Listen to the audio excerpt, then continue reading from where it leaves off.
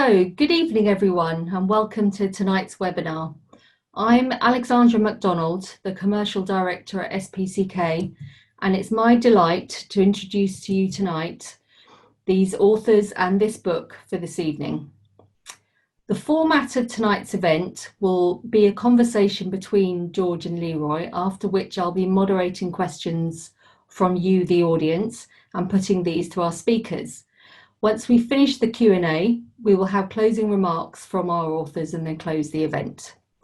The webinar is being recorded and will be made available on SPCK's YouTube channel, so please do feel free to encourage your friends to watch later if they're not here already. So Q&A requires cues, obviously, so we do need some questions from the audience, and you'll see that there is a Q&A box, which is where we invite you to enter your questions. If you could just put the question itself in capital letters, that just makes it quite easy for me to pick it out. And then when we're doing the Q&A section, I will be pulling those out and putting those to George and Leroy. We need remarks, we need comments, and the most we can get out of tonight is if we have a really lively and interactive discussion. So please do pop the questions in the Q&A box. It's likely that some of you might have your copy of the book already. There is a discount code that's going to be available for people tonight in case anyone still needs to get a copy, or in case you're thinking ahead and thinking about gift ideas for Christmas. And as it's the 1st of October, we are now allowed to start officially thinking about Christmas, okay? The code is Closing Ranks 1, and we will put this in the chat box. It will also be on an email that we'll send to you tomorrow. This code will give you an extra £1 off the till and the SPCK website. The book is obviously also available from all good and some not so good retailers, both actual bookshops and online suppliers. So the publishing process takes a long time. It's years, in fact, generally from idea to finished book. So I only heard about this book whilst it was already in process, when it was suggested at an editorial meeting. We get many book ideas given to us all the time, the majority of which we do end up turning down. But we all got this one straight away. We got what it was trying to do, what it wanted to say, and we got that people would want to read it. A book about the rise of a Black Christian in the Metropolitan Police Force in the 1980s? Definitely worth doing, this one, we thought. So Closing Ranks tells of an illustrious career, giving a behind-the-scenes look at the workings of the Metropolitan Police. One of the founder members of the Black Police Association Charitable Trust, Leroy Logan has had first-hand experience of race relations in modern-day Britain, and he relates in the book how his strong Christian faith helped him persevere in a frequently hostile work environment. Offering encouragement to other Black officers to stay on and work to change the culture within the police, Leroy's passion for good policing shines through, as does his touching concern to guide and empower young people. George Luke, who worked with Leroy to tell his story in this incisive and gripping book we've published, and is an accomplished writer, journalist and interviewer in his own right. So we're now going to play a short promotional video that we recorded for the book to tell people a little bit more about that. So my colleague's just going to set that playing, and we hope you enjoy.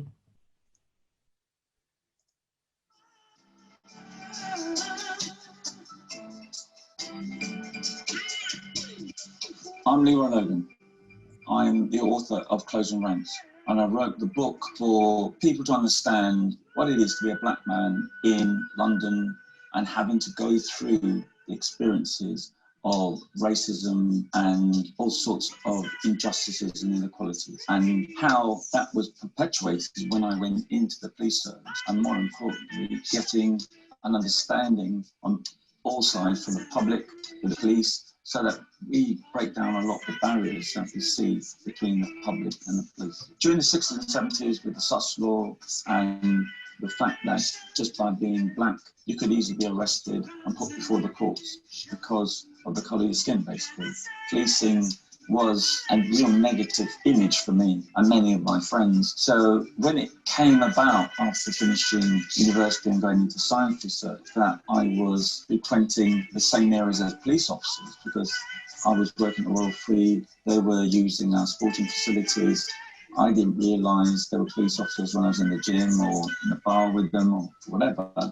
And when I got to know that they were police officers, I saw the human side of it. And then I had a recollection of when I was in Jamaica as a youngster, police officers were black and they were upstanding members of the community. So it offset a lot of my prejudices and my own sort of presumptions. And as a result of that, I thought it is an occupation, but I didn't think it was for me until such time my boss was giving me my annual appraisal, and he said, "Leroy, I just can't see you being a scientist for the next 3 or 4 decades. You know, just strike me as someone who could be a police officer."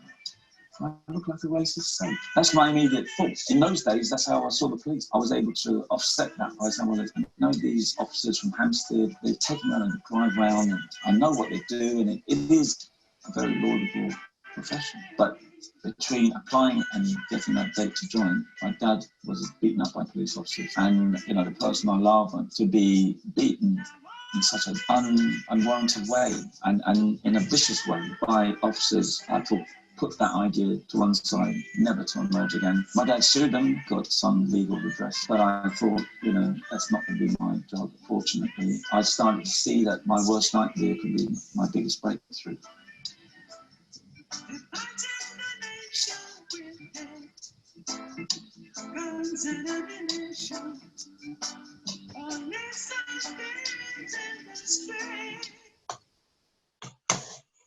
So, here is the book. It's an actual book. It's a real thing. It's a real book that I've read and many other people have read already. So without any further ado, I'm going to hand over to Leroy Logan and George Luke to talk and invite both of them to make sure they're unmuted. And I'm going to say initially to Leroy, how did George come to be part of the project? How did he become to be involved? Alexandra, thank you very much for putting this on. It's been really great just to be back with the family, because we don't get much of an opportunity to be with each other. But how did George come into the radar? It's through a mutual friend called Alison Hull. She obviously is very well known in the publishing game. And she was, I was saying to her, Alison, you know, I really need someone who can just offset my character, because I'm a bit of an overbearing, arrogant, you know, sort of person who thinks they know everything. And when it came to the book, knowing it's a spiritual journey, I thought I needed someone who's grounded, really solid. And she said, I know the exact person. And we met. We had our blind date in Marylebone train station, or just nearby. And yeah, I think to be honest, I immediately just responded to George, because he just seemed so opposite to me, and I thought that's what I needed. Someone who can really tell me what I wanted to know and not just what I'd like to hear. And we got on famously. I don't think we had a crossword. He might have got upset with me for not being on time, because you could actually time George. In fact, he would be my clock, and in closing, we used to meet all the time in the British Library to do our work. And I remember we had these vertical chairs. And if you've ever been to the British Library, it's one of the few places got vertical chairs. So you stand up, but you're leaning back. And we used to call it our spot.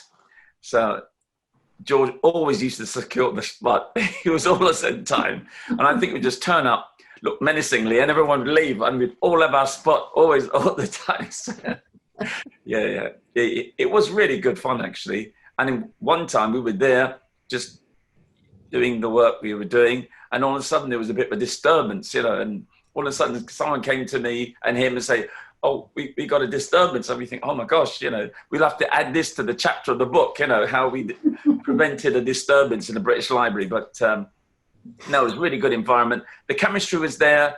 The character of the person really appealed to me.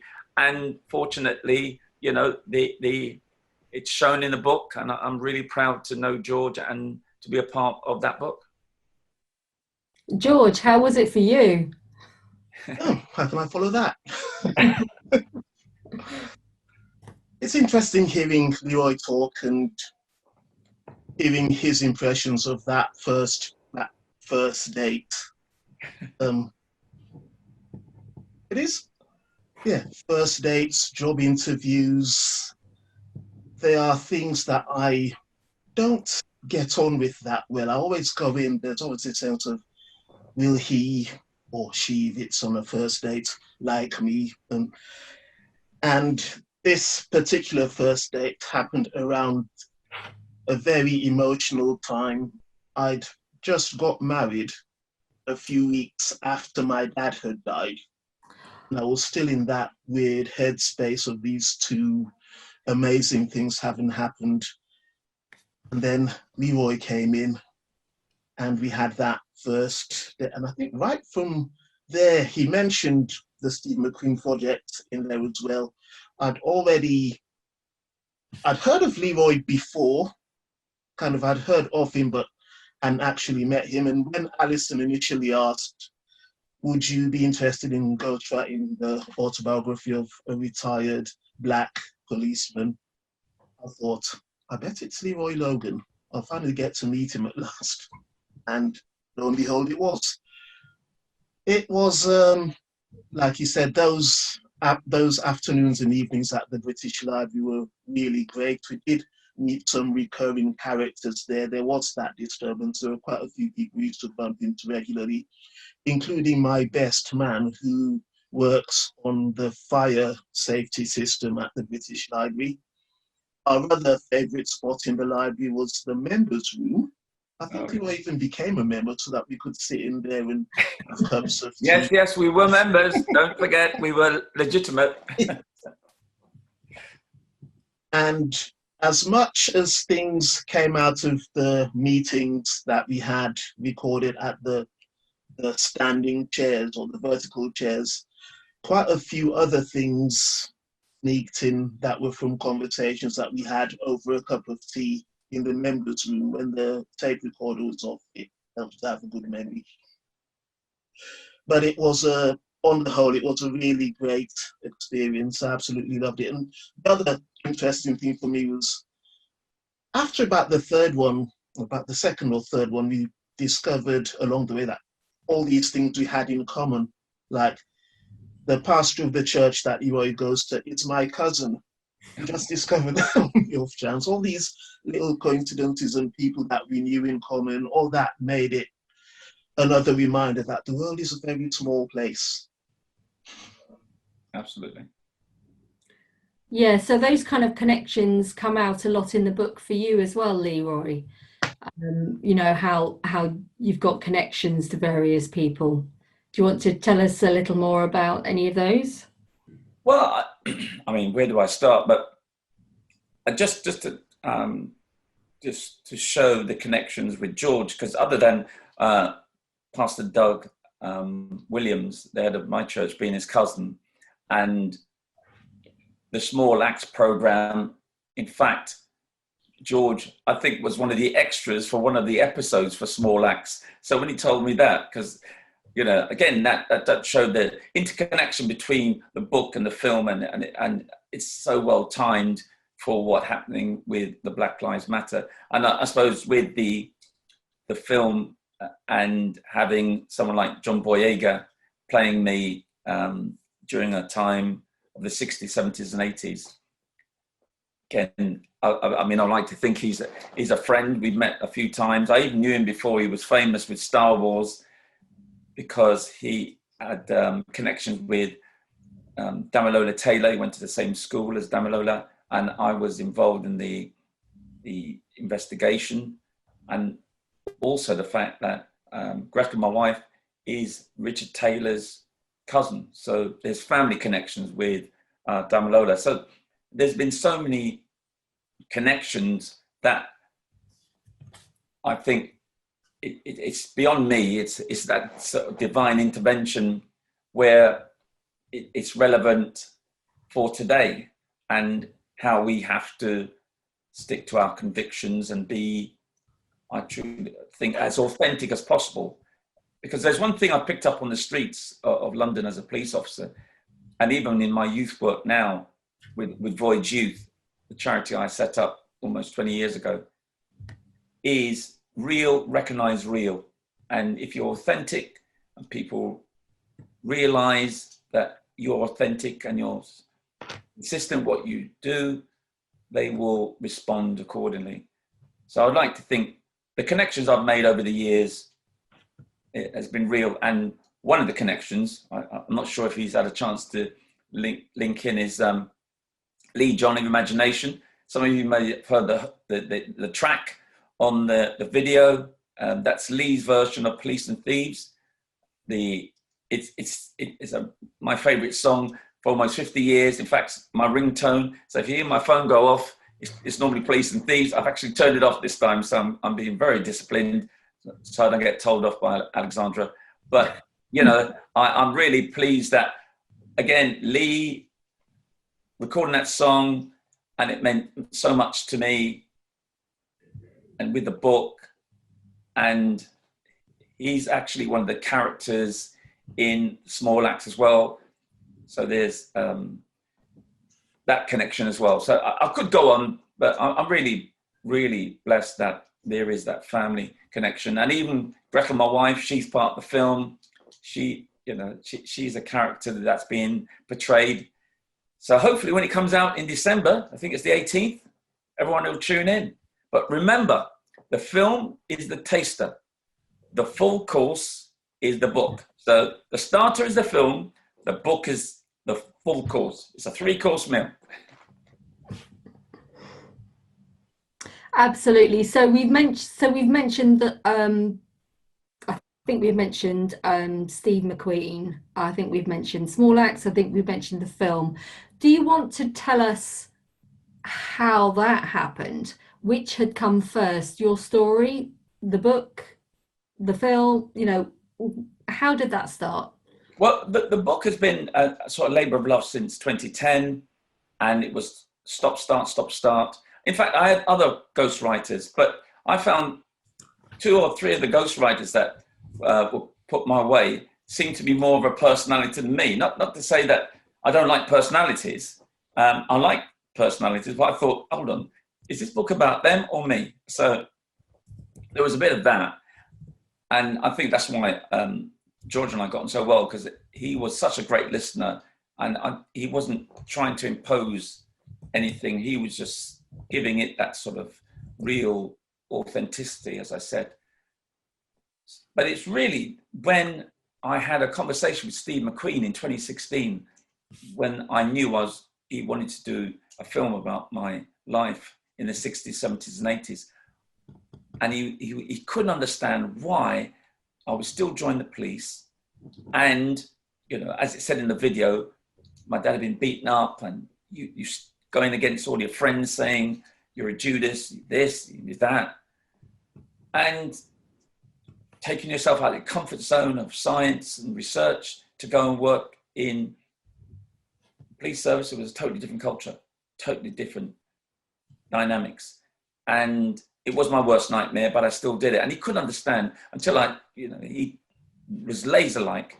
And he said, listen, Leroy, I need to know. And I said, well, I can only say it's my faith, because that was my anchor throughout that 30 years, and it still is, because it gave me that resilience. It gave me that strength of character, to give me that confidence to speak truth to power.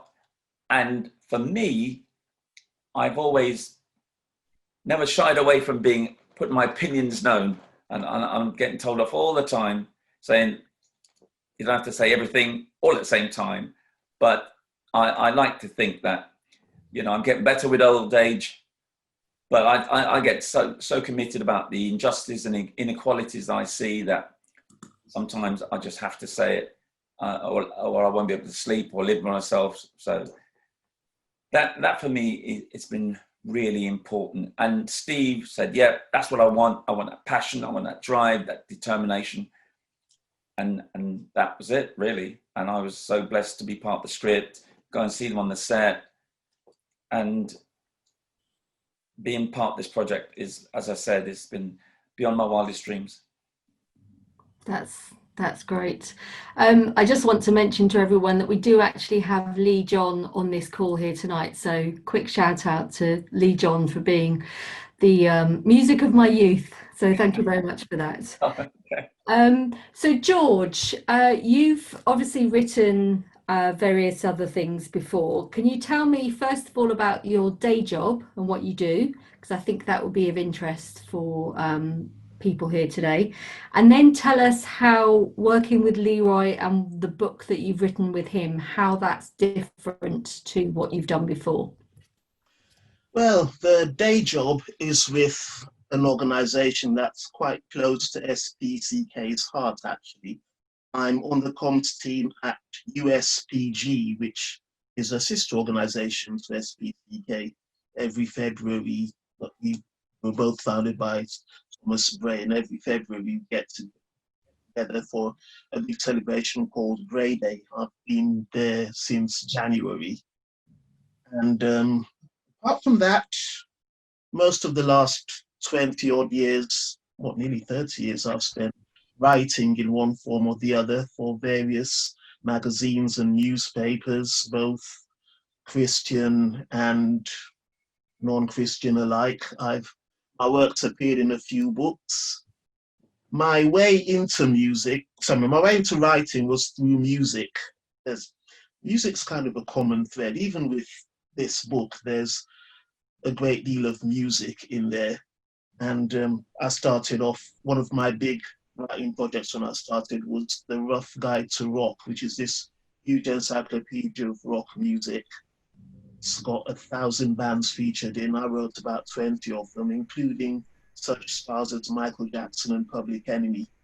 And then went on from that to doing an interest stories, worked for the South London Press for a little bit. Did it all backwards. I did all that before I went to university and did a media degree, and then did some radio. So I've worked at United Christian Broadcasters and Premier Radio. Last year, I made a documentary for Radio 4, and none of those coincidences, of which there've been many in the course of this book, the company that I made that program with was based in Islington. So every morning I'd be going to work to make this program, walking Leroy's beat, his very first beat as a police officer. And I was still working on the book at the time. So it kind of gave me a sense of what it was like for Leroy chasing thieves in various parts of Islington. But yes, I've been writing in one form or the other since the 90s, and I enjoy it. I do really love it. I get to meet some interesting people. Okay, so Leroy, policing today is obviously a big topic in today's world. You left the police force in, remind me when it was? 2013. Okay, so in the last 7 years, what's actually changed, do you think? Taking aside 2020, recent police behaviour, putting that to one side, what's changed over the last 7 years? Well, what I've seen is the real impact of austerity because of the significant reduction of police officers across the country. In fact, the Met alone lost over 7,000 officers, invariably community officers, so safer neighborhood teams, safer schools officers, the officers that normally make the connection with communities. And also within those 7,000 or so officers, they lost 700 detectives who would be doing all of the essential investigations of crime. and not just serious crime, but those the burglaries and the robberies and breaking into vehicles. So as a result of that, there has been that disconnect because there's not that continuity of officers. In fact, when I was at Hackney as the superintendent, I would have on every single ward on the borough, 1 sergeant, 2 constables, and 3 police community support officers, 3 PCOs. And that 1, 2, 3 combination was so important. They were ring-fenced to be the community connection. They were the public face of all of the assets I had. And it was really important to keep the connections, especially with the young people, to reassure, to make them feel safe, and to trust the officers. So if something happens, they know we'd have officers to deal with it, and there would be a rapid response, especially if it came to serious events. But as time went on, we've seen how police, the thin blue line's getting very thin. It's more fire brigade policing, responding from one event to another. There's not as much proactivity. There's not the intelligence coming through because communities are not feeling as safe as they used to be. In fact, through Voyage Youth, who I'm still the chair of, the young people say they feel over-policed and under-protected. The type of policing experience on a day-to-day basis is based on their encounters through stop and search and how officers deal with them, disrespect them, they feel devalued, dehumanized. And then if they report a crime, they don't see the response of the officers investigating as they should, because officers have to prioritize according to demands. And there's so much more crime reported, especially IT, mobile phones, cybercrime, all of these things. And so the streets are left to their own devices in a lot of ways. So if you come from an area where it's crime infested, a lot of crimes occurring, if it's drug related or not, you're feeling beleaguered. And that's how some people are suffering from adverse childhood experiences because of what they grow up with, toxic stress, community trauma, and they buy into the street justice instead of the justice system because they see more of their peers being a support and security for them. Sometimes it can move from just networks to organized crime gangs. And we've heard about county lines and how some people can get groomed and brainwashed and manipulated to be running drugs up and down the country. And there's an imbalance at the moment. You've got more of a critical mass of young people being groomed into that lifestyle by dysfunctional role models, and the police officers are in less attendance. So there's less reassurance. The only time you really see a lot of officers now is if there's an incident and they have the reassurance patrols.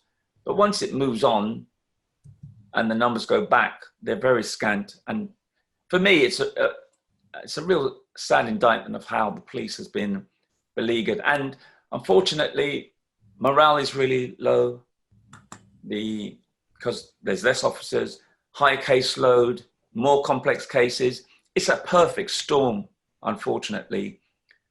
But they're great people, most of them, and they're doing a really good job. But there are some rogue officers who, unfortunately, make decisions by decibels and control the culture in a lot of ways. And some people are actually complicit by their silence.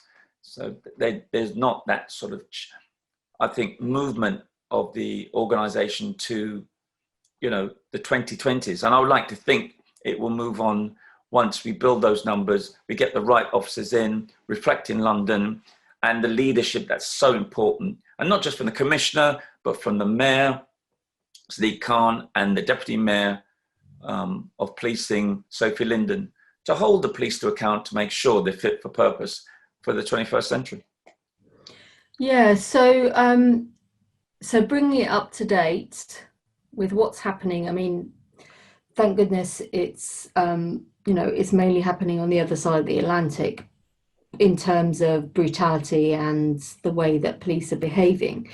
But how will that have an impact on speeding this through, do you think? On speeding this much needed change through? Well, I'd like to think, the death of George Floyd and the way in which he was tortured, because that, every time I think about that, it really brings, a heaviness to my heart and sometimes tears to my eyes, because I actually am part of the police family, and that's an international family. And to know a member of that international family carried out such a horrendous act. But I would like to think that, his life is not in vain. He will make changes. And I think how it's helped the Black Lives Matter has really made, I believe, massive changes in people's, just their viewpoints on race and equality. I think before, people thought, well, I'm not racist, I'm fine, I don't need to look at myself. Or my organization, we're okay. But when they look proactively and say, well, actually, how do you know you're not racist? Have you really looked at this? Have you done that inventory internally as individuals, collectively as an organization, as a family, as a fellowship, whatever? And don't take anything for granted. And I've started to see that in all sorts of organizations, including faith groups, churches, mosques, and synagogues. People are saying, well, listen, we need to step up. We cannot allow this to happen over here. Even though, saying that, we have had our own sort of George Floyd's. It's not as horrendous as that, but we've had an incident in Hackney where a young man called Rashan Charles was I believe, an avoidable death when he was chased by an officer, and the officer used a chokehold and tried to pull drugs out Rashan's mouth.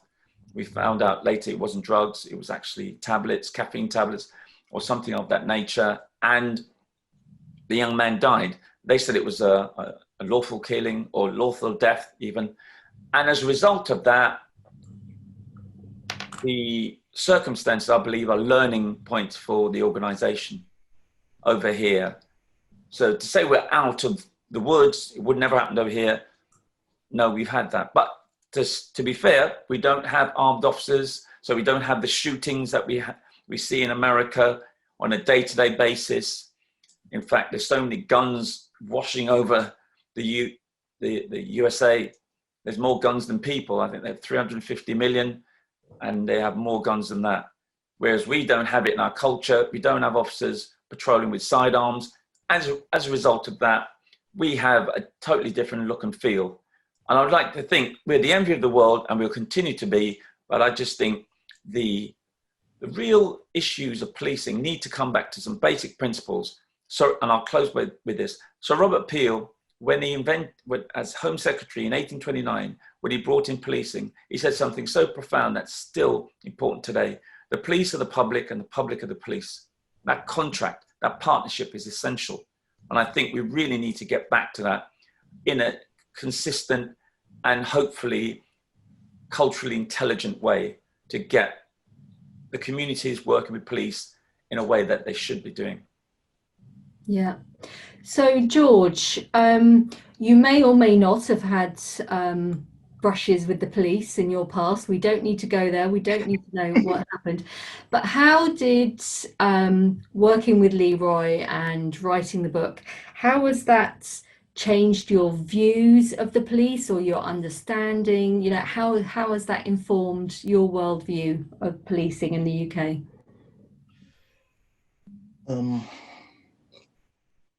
I don't think it's changed it as much as confirmed some of my worst fears.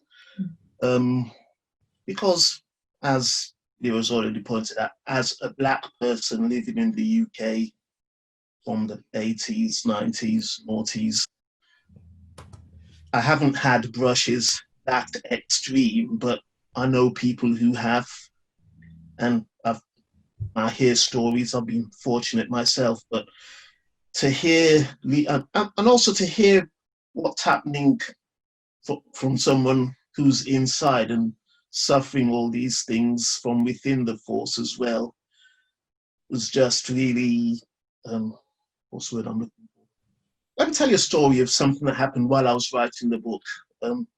I wrote this book in a number of different places, including my local Costa. I'd sit there some mornings, some afternoons with my laptop, getting a few chapters out of the way.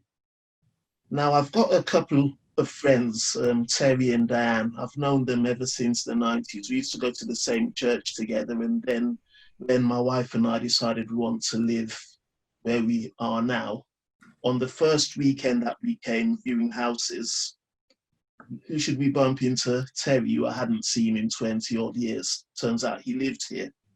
So I'm in Costa this one afternoon, working away on a chapter. I was actually working on the chapter of how the BPA began. And Terry walked in. He saw me, came over, said hello, asked me what I was doing, and I told him. Now, all the time that I've known Terry and Diane, I've only known Diane as a teacher. Turns out she went into teaching after a brief spell in the police, and she just couldn't handle it. Right there, as I'm explaining to Terry what the book is about and who it's about, he goes, "Oh, Diane will love this. She joined the police and she just found it too much, and so she left." And I thought, well, this is another confirmation that this book needs to be written. Yeah. Yes. So, yes, everything Leroy said in the book, it's real, it's true, it's happening. There are loads of examples. Yes. Yeah. I can imagine. I mean, my perspective obviously is very different from yours, but I was surprised at how little racism there was in the book, actually. I was expecting it to be start to finish, just, the tales of your woes. I'm sure there was so much that wasn't put in just because you wanted to tell the story rather than just tell us what happened to you. So I think the fact what you do mention was obviously quite, made quite an impact. What kind of tip of the iceberg do you think was included, Leroy? Well, I wanted to, even though I'm not going to try and fool anyone by saying it wasn't as tough as it was. It was. Obviously, I talked about the microaggressions with the monkey noises and the various other comments, and it wasn't necessarily directed at me, it was directed at the community. And sometimes I would challenge it, sometimes I'm thinking, well, I've got to choose my battles wisely type thing.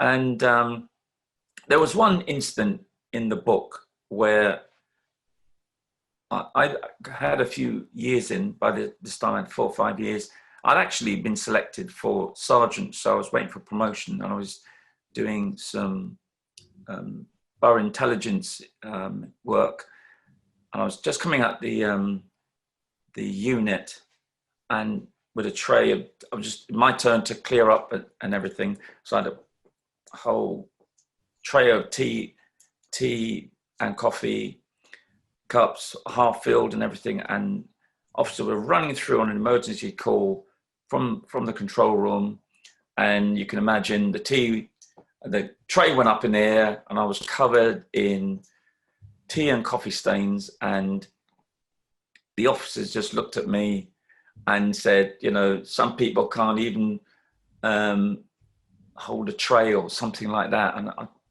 I was absolutely astounded by the way in which they just laughed it off. And it was like, you're a tea boy, that type of thing. And I remember going to the control room afterwards, because I cleaned up and everything. I didn't say anything. And the officers returned from the emergency call back in the control room. And I remember them laughing. And I walked in intentionally because I thought, do you know what? I am going to make a statement. I know I can get angry, but it was controlled anger. And I heard the sergeant say, well, you know, some people that just don't, it was like in the name of humor, if you can't take a joke, you shouldn't have joined. And a lot of the times the jokes have a victim. On this instance, I was the victim. And I said to him, you're a sergeant, why don't you act like one? And in those days, a sergeant was like godlike. You don't do that, especially in front of everyone else. And it was literal jaw dropping. You could hear the tumbleweed going to the control room, and everyone was thinking, I didn't hear this. And, you know, they're all looking away and everything. And I just walked out. And the amazing thing is, years later, I'm now going to be an inspector. So I've been promoted a couple of times. I go back to now an intake manager at Hendon. And lo and behold, who turns up in one of the briefing meetings was that same sergeant. And he hasn't, he's in the last years of his service. And I know he wanted to say something to me, but I said, no, I'm not going to say anything to him, because he knew I made a point.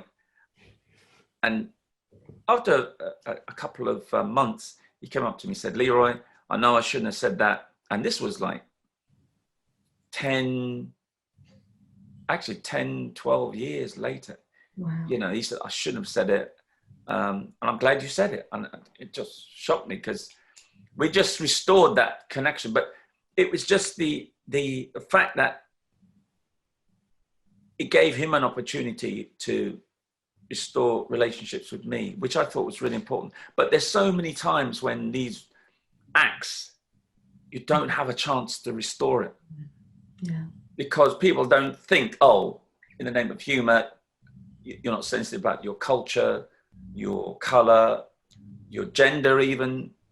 So it gives real torment, and it's torture for some people. And that's why so many people leave. If you're Black, you're invariably 4 to 5 times more likely to leave the organization in the first 2 years. And I promised myself, if I can do the first 2 years, I can do the other 28. And I was determined. And I suppose it's my real determination. Sometimes it gets me in trouble, but if I've got a strength of purpose, to the extent I will push through. But I didn't want to just, I could easily get, cover the pages with so many instances, but I wanted it to have different textures. I wanted it to say, well, it wasn't just overt racism. It was sometimes that microaggression, the corridor conversations. And I talk about that as well, how a senior officer who I'd known years earlier, but I never worked with him, felt the need to tell me I wasn't ready for promotion. And I was a chief inspector. I was the chair of the Black Police Association. I could have put an employment tribunal on him. And he would have been in the media, and maybe it could impact on his future promotion. And he was going places, and he did go places, because I didn't say anything. I just said to him, I'm going to go for promotion. I'm not going to let you define me. I get through the promotion assessment center, and lo and behold, we're working together on the Olympics.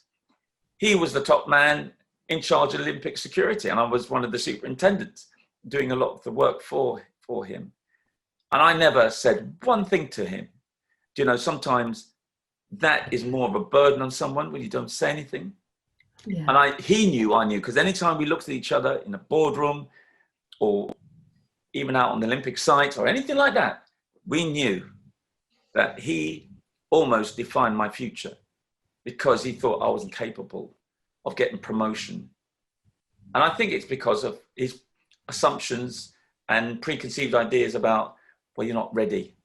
Well, why is it that you don't have that conversation with white officers, but you're having it with me?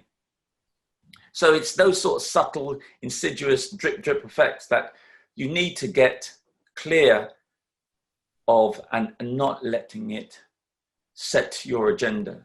You've got to be very careful of how you move things on for your own satisfaction and to achieve your true potential. Yeah. So George, you obviously had a role to play in choosing what went in the book and what didn't go in the book, just in terms of the flow and how the book worked. So Was it hard for you to help Leroy to decide what was going to be included or not? You know, what was your role there? A lot of things were said. I think part of my role was choosing which ones would make the most interesting stories, but obviously not overriding Leroy, making sure that his voice came through. There's a lot of discussion between us, a fair bit of discussion as to what things should stay in and what things should go. There are things that aren't in the book. There are things that crept into the book at the very last minute, because although we spent all this time talking, when you've had such an eventful life as Leroy's, you can miss certain bits. And it was right at the end, when we'd finished, the book we'd actually submitted it, and it had come back with a few corrections that needed to be made, and I was going through them with Leroy. And one of the corrections, or bits where the editor needed an explanation, was Leroy had a nickname, Crowns. And the note was, what does this name mean? So I asked Leroy, what does it mean? And he started to talk. He said, people always giving me nicknames. The So Solid crew nicknamed me CI. I go, the So Solid crew? He goes, yeah, did I not mention that I meant the So Solid crew? Go, no. And right there and then, another chapter worked its way into them. Yeah, with a life and a career like Leroy's, the challenge is what you leave out. And it was a really big challenge. There are loads of stories. Yeah. We could have a sequel. Well, thinking that depends on sales, but yes, absolutely. So I'm going to pick out the first question from our audience, and coincidentally, it's actually from Mr. Lee John. So he asks, Leroy, how did you manage to separate your personal life to your public life when being a policeman is obviously quite involved? Well, I always said that I keep my personal life different, because I think it's because I was a bit older. I was 26. Most of the officers are younger, late teenage, early 20s. A lot of them lived in police buildings, whereas I was married. We had our first child. We had our own apartment. So I didn't have to integrate in socializing, because there is a very strong pub culture in the police. That's a lot with the networkings, the debriefs, socializing. But I never felt the need to do that. I'm not a big drinker. As Lee will profess, not as big a drinker as he is, but he's in showbiz, so I think he has to do that. I'm sure you'll come back to me in a minute on the chat. But no, I felt that the friends that I had from school, and Lee's one of them, and Roy Miller, I know he should be on the line as well. We all still very close, and they were really great just to keep my feet grounded. I didn't have to get so absorbed in the organization. And so certain times they would ask me to socialize. I mean, I'd do a lot of sports. So I'd socialize with them on sports, football, racket games of one form or another, cricket, athletics. So I integrated on that. But on the sort of evening social front, I would go to leaving dues. I would show my face. But as I said, I wasn't a big pub drinker, because I was always training, especially in those early days. And I didn't feel the need I needed to do that. So I could keep that sort of critical distance, as it were. And so it wasn't an issue. I think if I was younger, maybe if I wasn't married, have a child, because those, that was my first ministry, Gretel and my son, and obviously the extra 2 children afterwards, that they were the important people. Even though I did lose my perspective at one stage. After about 10 years, Gretel left me, and she needed me to wise up, Otherwise, ship out, shape up or ship out, and start to find God again, especially in our relationship. And it was a wake-up call for me, because I didn't even realize I'd actually been so absorbed in the organization, because it's a very competitive, can-do, success-driven organization. You can get absorbed into that. And I was pleased that, I have a wife who will say, no, it stops now or else. And I had friends, because Lee always used to back up Gretel. In fact, when we were teenagers and we'd go out, he always used to back up Gretel and leave me on my own. What's going on? So, and that's what I need. I needed people that kept me grounded and ensured that, I kept my beliefs and views. So I'm still the old, grumpy, self-opinionated, sorrowful so-and-so that a lot of people think, oh, he hasn't changed at all, he's just the same. But no, I would like to think that I keep myself authentic to who I am, warts and all. Yeah, okay, thank you for that. So another question is, what impact do you think the Black Police Association had in hindsight, and what advice would you give to any Black persons associating in large institutions, having had the Met investigate the BPA and your own negotiation with the current commissioner? And the comment is also, that's a fascinating exchange in the book. Well, I think when we started the BPA, it was as far back as 1990 through an initiative around the disproportionate number of Black officers leaving in the first couple of years, as I touched on. And we started to have social events from that initiative. And then we structured ourselves to being the Black Police Association. And I must admit, I remember that meeting. I'm thinking, really, do we need to have a voice? Do we really need to have a platform? But that inaugural meeting in April 93, which was the founder member meeting, which was the same month that Stephen Lawrence was absolutely, he was killed in a terrible circumstances.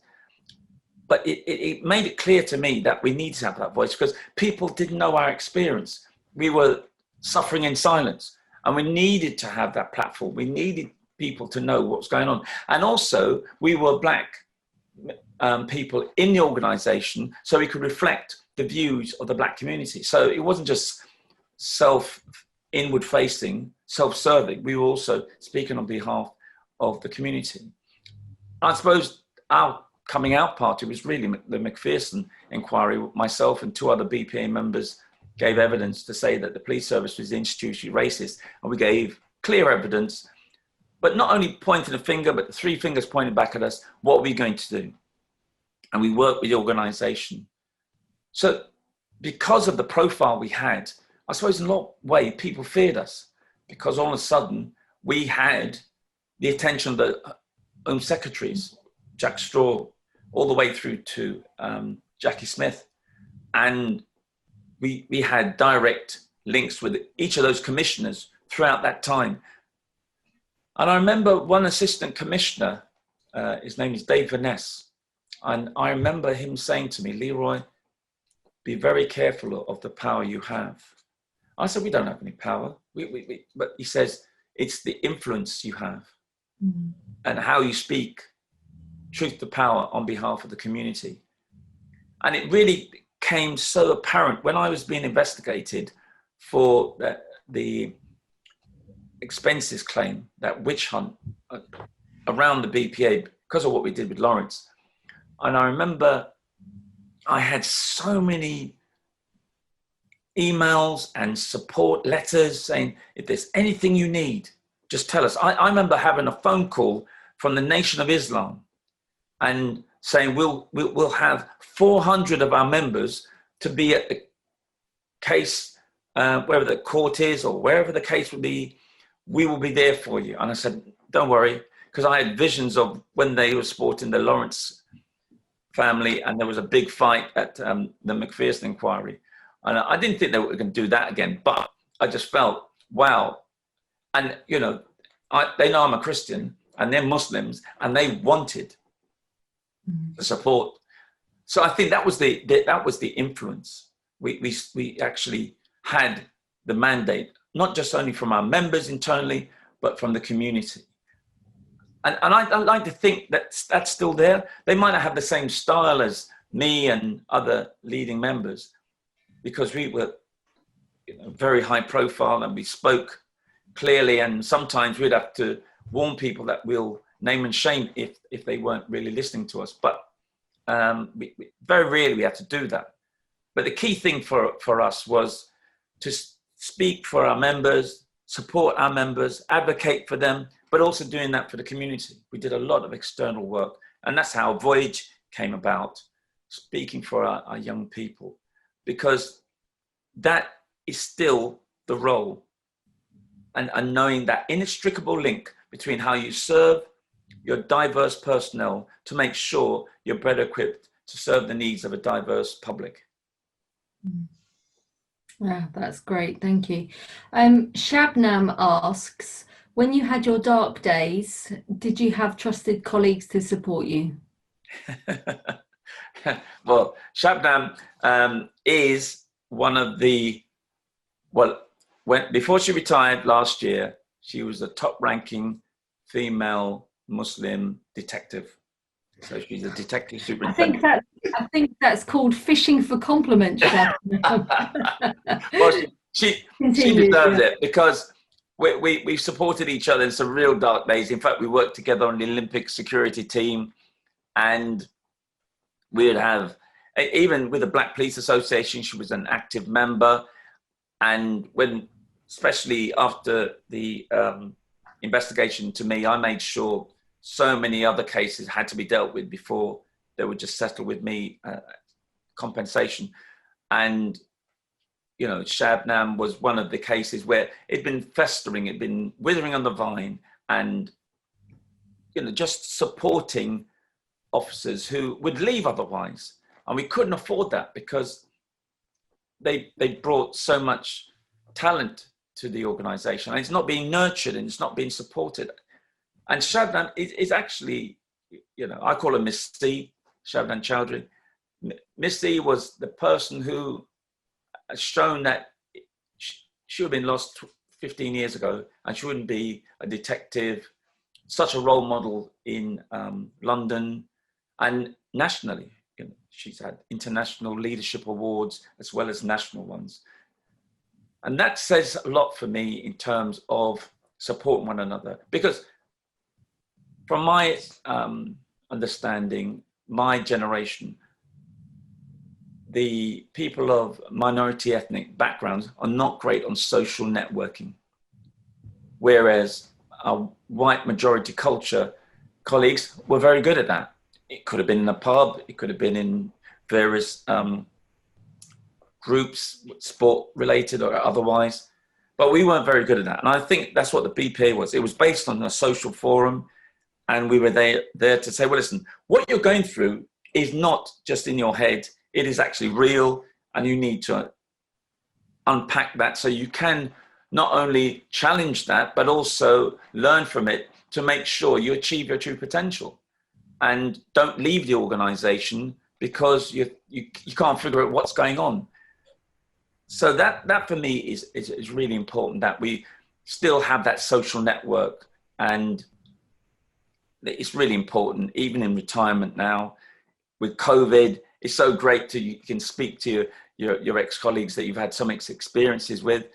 And in fact, Shab and I, we do cycling on a regular basis. And one day we were finishing our cycle ride at the top of our road, and there was a very sort of, a young man was being chased by an unmarked police vehicle along my road. And he eventually got stopped, and we thought we'd have to jump on our bikes and chase him through the forest. But fortunately, he was detained by the officers. Textbook stuff, really proud of how the officers dealt with it. So even now, and the moral of the story, don't go on cycle rides with Shab, because you're always going to get into trouble. Okay. Ebony asks, would you say there are more or less black members of the police force compared to 10, 20 or 30 years ago? And if not, why do you think this is? And what can be done to increase diversity in the police force? Well, 30 years ago, it was only about 2-3%. So in effect, you talk about 50, 60 officers. So when I joined, there wasn't many. And remember, the police service has always revolved around between 30 to 33,000 officers. So it's very small.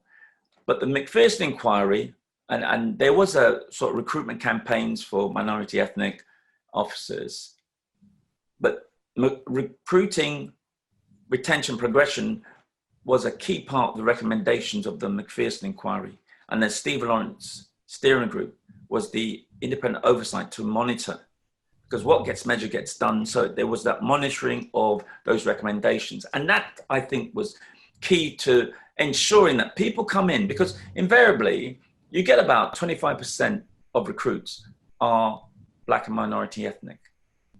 However, first 2 years, maybe 3 years, disproportionately leave.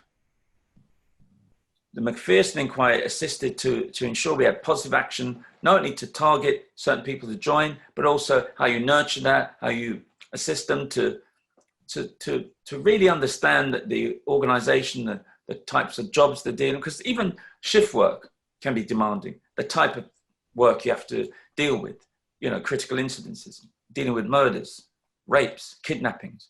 It's not for everyone.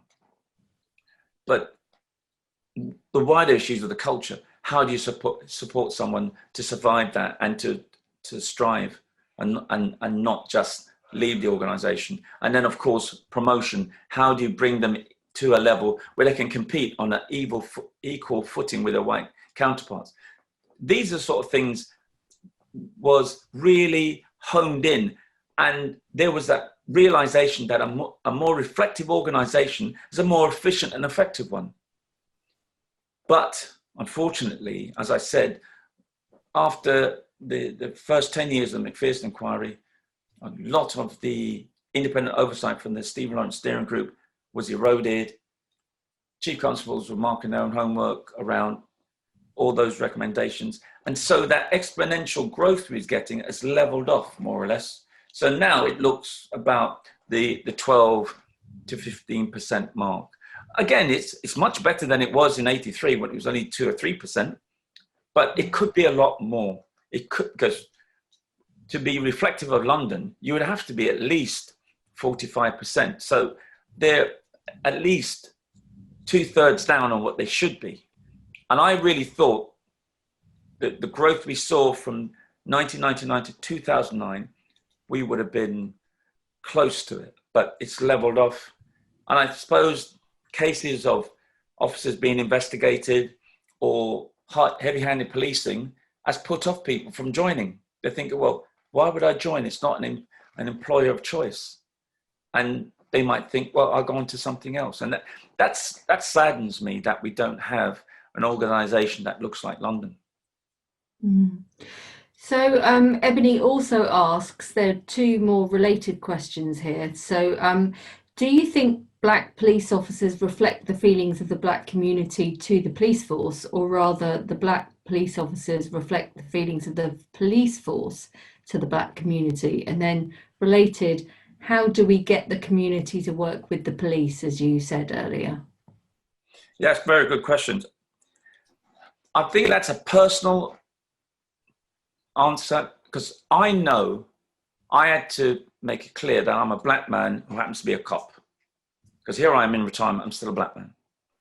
Because that helped me to integrate into the organization and not assimilate into the norms and values of the culture. So I brought in my values and my beliefs. Now, maybe it's because I'm a bit older, I could do that.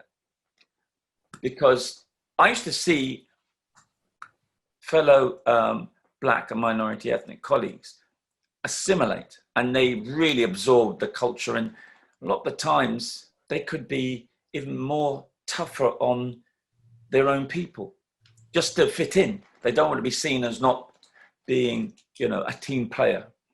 And I was quite the opposite. I used to use my skills and my culture and my background to say, well, listen, even if that person is being very animated and loud and might be in my face and, getting really irate at times, I would say, all right, there's an easy way and a hard way. I would prefer the easy way. And let's try and calm down and find out what's going on. And relate to them in a way which hopefully they'll say, okay, this is a bit different. Let me see what comes out of this. So those life skills are so important. Some people are stripped of it. But it's better now. I think they are starting to improve. And one of the ways in which we showed diversity in action, as I call it, or affinity policing, was in the Damilola Taylor investigation, because there was that wall of silence in the early stages, because Damilola was killed in November 2000. It's 20 years next month. And he, obviously, the neighbors were in fear of the youngsters who used to terrorize that area. And white officers would go up to the addresses where they knew there would be information, but they wouldn't even open the door. I brought in a cadre of black officers to show their shared and common experience, speak their languages, reassure them that we were there for them, we will keep them safe, and as a result of that, get the perpetrators of that crime, which eventually they did succeed. But the impact was instant.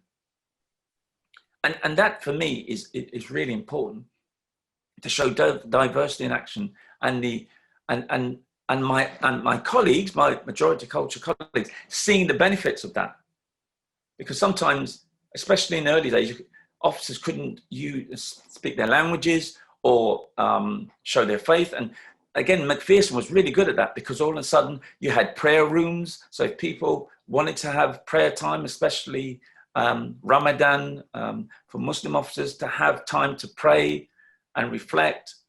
So all of these things came out of the McPherson inquiry, and family liaison officers to liaise with families, critical incidents training of senior investigators, even hate crime being a designated offence, so that people recognize if there were aggravating circumstances that was race-based or faith-based, whatever, we could deal with them in a more acute way and bring them before the courts. So for me, there's been so much improvements, but I think some of it has been lost over the last 10 years for austerity.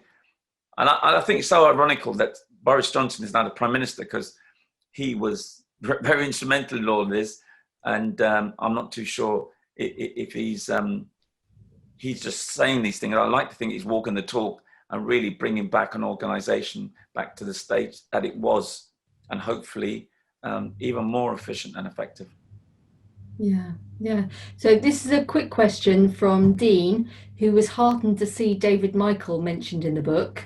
So he says he's someone who bore the scars and those of others, an incredible person who Dean himself has had the privilege to meet. So he just asked, is he featured in the movie?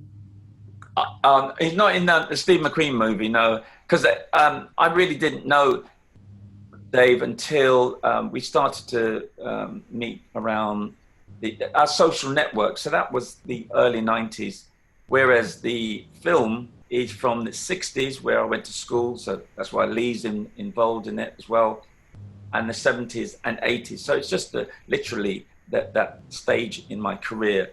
And then the BPA actually started from the 90s. So I'm afraid Dave's not on this one, but he's still a close mate. And I know he's been so supportive, and I would like to think that will continue. Yeah, and as you say, you know, when this book is filmed to go the Leroy Logan story, then he can definitely be in that, can't he? Oh, absolutely. I'm going to combine a couple of questions here from people because they're quite related. So what do you hope for people of colour in policing for the future? And how would you encourage the youth of today to join the force? So pros, cons. And somebody else asks, how would you feel if your children wanted to become police officers? How would you feel now? Well, I know my children say, Dad, I would never join the police service. It's too much paperwork. In fact, there's some people saying it's just too much. I know through IT they're getting better, but there is a lot of paperwork involved, and it did surprise me how much. But that you know, when you're dealing with complex cases, that's what you have to do. I think for me, if anyone wants to join any organization, policing or otherwise, and they have that real calling, I think it's imperative that they respond to it. Policing is a laudable profession. You know, we're peacemakers, and in the Beatitudes, we're sons and daughters of God, as far as I'm concerned. And that's how, for me, it was kingdom work and not just a 9-to-5 job. So for me, I would always encourage anyone. And in fact, my grandson was saying that, Granddad, I want to be a police officer. And I know everyone looked in horror, but you know, if he wants to be, I will give him my blessing. But I would really like to think, but by the time he's only 6, I would like to think in the next 15 years, if he decides he wants to join, the police service has moved on, and the wider public has moved on. And dealing with the inequalities and injustices, especially what's been laid bare with COVID and Black Lives Matter, and improving our lives and addressing these imbalances in life. So I would like to think that if he wants to join, I would definitely encourage him. But I think people who, you know, I wouldn't like to think anyone who didn't do their 30 years is less a person. I think it's also about knowing your limitations and how you've contributed. And in fact, I was on a Zoom quite recently where several British Transport police officers were talking about their experiences and how they left after a few years. And it really was sad, but they still would encourage people to join and hopefully fare a bit better. I would like to think that the organization will improve. It hasn't been stalled for the last 10 years, but I think Black Lives Matter and the movement, not just a moment, the movement is really going to get people to say, yeah, we'll encourage people to join, we'll support them in all sorts of ways, with prayers, you know, being independent advisors or, you know, lay visitors of one form or another, to say, well, listen, we need all to get back into that contract of the public and the police to make safer and stronger communities. And I would like to think the more reflective the organization is, the more people will think that's something I could do. If it wasn't for the fact that I was in Jamaica and saw black cops, or I was at university and I saw that person in the Panda, in that marked vehicle, you know, maybe I would have changed. But because I had a frame of reference, and that's what you need, role models in the organization to give that people that frame of reference to say yes. And that's what we do with Voyage. Voyage does a lot of that. It's not a recruiting charity, but we want young people to say, well, listen, they know their rights, responsibilities, develop peer-to-peer mentoring, positive peer-to-peer mentoring, and change their environment, not become a victim of it. And, you know, they can achieve what they want if they really apply themselves and have the support that is necessary. And I would like to think we are already starting to see the fruits of our labors, and hopefully it will continue. Yeah, so I'm conscious of time, but I've still got another couple of questions I want to put to you. This is another combined question for Leroy. So I've just lost it again. Do you see more people on a higher rank of colour, and do you think there will ever be a black commissioner? Yeah, the strange thing is, during McPherson, that's when we start to see black officers going through up the ranks, and black police staff as well. And then again, that's leveled off. But some of it is through the assessment of black officers to put themselves forward for promotion and not being held back, you know, with those corridor conversations I speak about. But it's also about being investigated, because if you're investigated, sometimes they stop you from going for promotion. But it's not always the case, but invariably that's the case. And that can have a massive impact.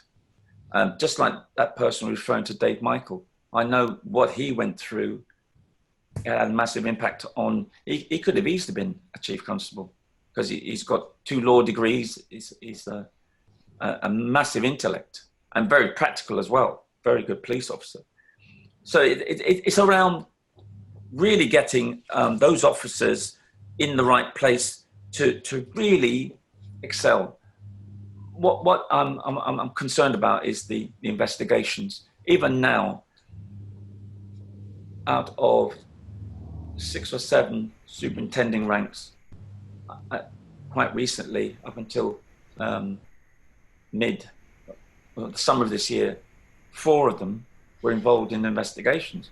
Fortunately, it's been ironed out, but it's such a massive blow on the organization that their senior black officers are being investigated in that way.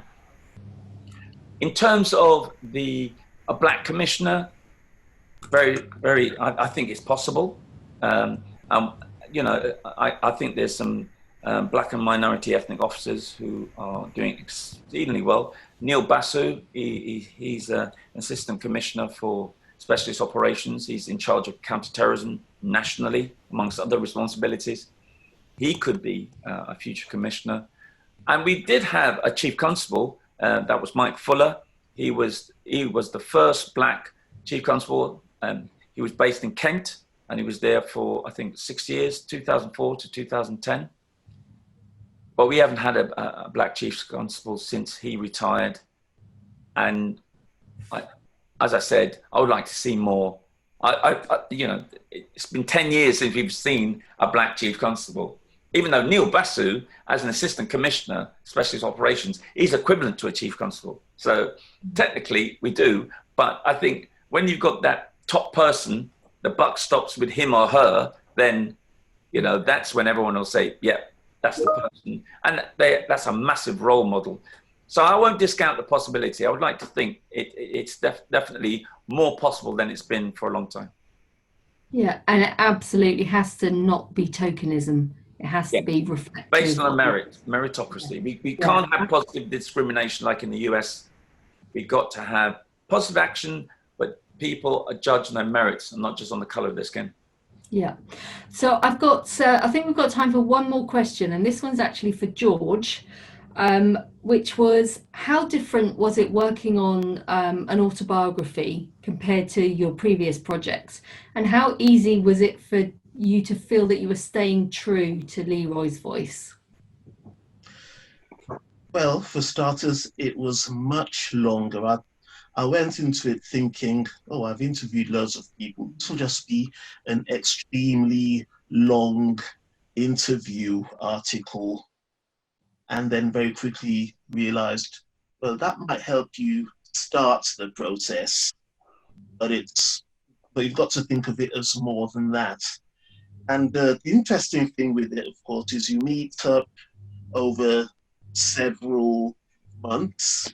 Leroy recognized this book. It was always on the table when we were on the standing seats. Lots of notes in here. I'll come to this later. And as you're going through this person's life bit by bit and reading through, you realize, hold on, things aren't in the right order. Or last time we talked, he said he did this in 1999. Now we're saying he did it in 1998, and so on and so forth. There's a lot of to-in and fro-in and back and forth. And also, along the way, you do something now, you think, oh, I've heard a brilliant story. And then you come next week and you hear another story and you think, that story just trumps the one he told me last week. Maybe this one will stay in and that one will. And it goes on and on like this. But eventually you have to come to a point where you have to stop. And that's where editors come in as well. You always have that other eye looking through, and something that you might think was interesting, someone else might not. And I also try to use other aspects of the book, tell the story, or to bring in bits of Leroy's character. So very early on, I've decided the chapter titles have to make a statement as well. What are things impressions I get from Leroy? There's the one of the big ones, and this is probably my bias, as I said, very much into music, there's a lot of musical influence. And so one or two of the chapter titles are sneaky song references, but they are generally things that came out of us talking. But we got to the end of Leroy telling me about the years in Edmonton. He said it was a very bittersweet experience. It was like sunshine and rain. And right in my head, Frankie Beverly and Nate start singing Joy and Pain and Go Up. That's the title for that one. The chapter in the very first Years on the Beat, that was a no-brainer. Every time I sit down with Leroy and the phone rings, I hear Police and Thieves. We've got a chapter which is literally about him chasing criminals, chasing thieves all along King's Cross. What else could I call it but police and thieves in the street, and so on and so forth. So, yes, the more you get into it, the more you think of all these different ideas come, and think of different ways in which you can use every little thread of the book to show up a little bit more of this person's character or into his story in one little way or the other. Yeah, and you obviously possess quite a unique skill to be able to bring that together in the way that you have done in the book, George. So thank you very much for that. Leroy, we are running out of time now, so I'm just going to offer you the chance to make any final remarks, anything that you would have want to have said tonight that you haven't had the opportunity so far to do. And don't forget you're on mute. I was doing so well until then. Yes. Now, I think anyone who's got a book in them, don't think that you have to go and suffer in silence in a darkened room and come out with a glossy package and say, yep, that's it. Because I thought I had to do that. And I was really pleased that Alison Hull said to me, Leroy, you just need someone just to be alongside you. And I really was so blessed with George, because, you know, I knew the caliber of the person, the character of that person, you know, George really blended with mine. And there was that chemistry that he was able to just listen to me. He would have the best microphones. So, you know, there was nothing about bits were missing, and he always referenced everything. So he was very structured and to the point. And that for me was, I believe, has made the book what it is. And I'm forever grateful. And you never know if there's a second book in me. The dream team might come again. Well, if I may just like to add one little thing. So I've mentioned the book. While I was writing, we have those long interview sessions, and at the beginning I needed a little bit of help transcribing. And I found someone, a lady in Jamaica called Sidonia, who had just sent her the audio, and a few days later I'd get tons and tons of text back. And after she'd done this about the third time, she sent me a message, which I'd like to read. Hi, George, thank you. I must say that Leroy is a very inspirational person. I'm glad he chose me to work on this with you. I love listening to his stories and getting a feel of the type of person he is. The world needs more people like him. Wow. yes. And we have also had a comment from Rose in the chat here. I'm just looking for it. Rose says that she's a DT teacher at an all-girls Catholic school, 98% Black, Afro-Caribbean. She's loved listening to your story, and she's looking forward to the film. And you're the ideal kind of role model to talk to her students. So I've asked her to send me her details, and I will pass those on to you. Absolutely. So, we'll make that priority. Thank you very much, Rose. Yes. So all that remains for me to say now is thank you so much for everyone for staying with us here on this Thursday evening. It's been brilliant to witness, you know, to bear witness to what you've been saying. It was great to be involved in the journey of getting your book out to market. Very privileged to be part of the journey. And all I can do is recommend people to to get the book, to read the book, to give it to as many people as you think would enjoy it. It's a fantastic book, and the more people buy, the more people will hear the story and be able to play their part in speaking truth to power, as you say, Leroy. And Alexandra, thank you very much for chairing this. You did a really excellent job, and the wider team. I feel we're more like family. We've gone through a lot, and we're really getting that benefits. And I really am so pleased how we're just doing the best in challenging times with COVID and everything, but we're still pushing as a team. Yes, I could have basically filled this whole conversation with stories about how this has been a complete nightmare working in publishing for the last 6 months, but that's the sequel, maybe in the sequel. But yes, so thanks very much, everyone, and thank you for joining us, and bye-bye. Thank you very much. Cheers, bye.